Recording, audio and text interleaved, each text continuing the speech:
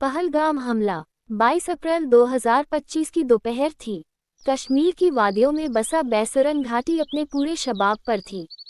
वसंत की हल्की हल्की ठंडी हवा, हरियाली में लिपटी पहाड़ियां और खिलते फूलों की महक से घाटी महक रही थी। देश के कोने कोने से आए सैलानी बैसरन की खूबसूरती में खोए हुए थे। बच्चे घोड़े पर सवारी कर रहे थे, नवविवाहित जोड़े तस्वीरें खींचवा रहे थे और बूढ़े दंपत्ति पुराने दिनों को याद करते मुस्कुरा रहे थे। अचानक पहाड़ियों के पीछे से कुछ लोग उतरते दिखाई दिए। वे सेना की वर्दी में थे। AK-47 और M4 कार्बाइन जैसी भारी बंदूकें उनके हाथों में थीं। पहले तो लोगों ने सोचा कि ये सुरक्षा बल के जवान हैं, लेकिन कुछ ही क्षणों में सच्चाई सामने आ गई। नाम बताओ, धर्म बताओ, आतंकियों ने चिल्लाते हुए लोगों को घेर लिया।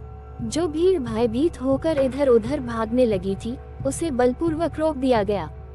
कलमा पढ़ो, एक आतंकी ने गरजती आवाज में कहा।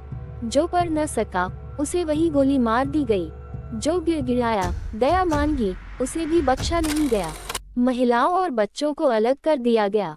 पुरुषों को खड़ा किया गया, कपड़े उतरवाए गए, ये देखने के लिए कि कहीं वे मुस्लिम तो नहीं। कोई बचने की कोशिश करता तो गोलियों की बौछार उसका रास्ता रोक लेती।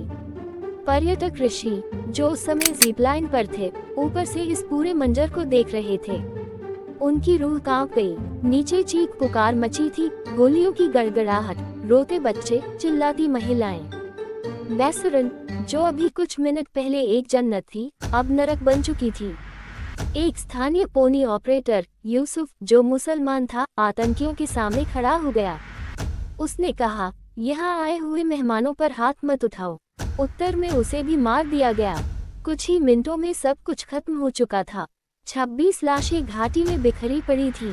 कई घायल कराह रहे थे। खून से लाल हुई जमीन पर बैसरन की सुंदरता भी मानो शर्मिंदा हो गई थी।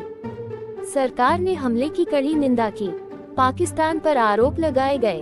अंतर्राष्ट्रीय मीडिया में फिर से कश्मीर चर्चा में आ गया। कश्मीरी अवाम ने भी इस बर्बरता के खिलाफ आवाज उठाई।